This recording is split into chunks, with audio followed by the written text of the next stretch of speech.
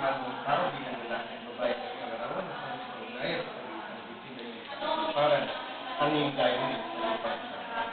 Ang manaming pagmamahal o ang mga mag-asawa at pagmamahalan ay babanagan at isipan ng iyong pagsilang sa iyong minarapat at pagkaloob sa iyong panggayanan upang ipinagwatin ng lubusan ay maglahad sa pagitan ng bibigay at ang panggayanan.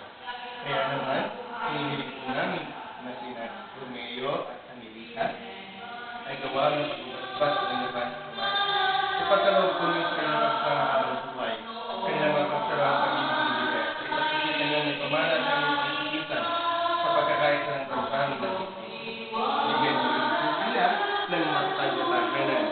Parapatik po niyo ito sa katupalan ng bayang ito ng si Angelita, ang bilang asawa ni Romeo, kanyang maganap, malasakit at tungkulin sa tahanan.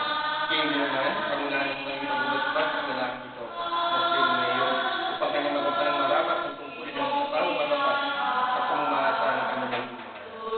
Ama namin banal, pagbigyan niyo po sila sa kanilang pagdulog sa inyong kapal bilang mga pinagbuklod sa pag-ibig na waran, upang kanilang mapasarang at tiging na di mabawakan. Panggitan ng Yesu Cristo, kasama ng Espiritu Santo at sa pangalagaan. Papuri sa Ama,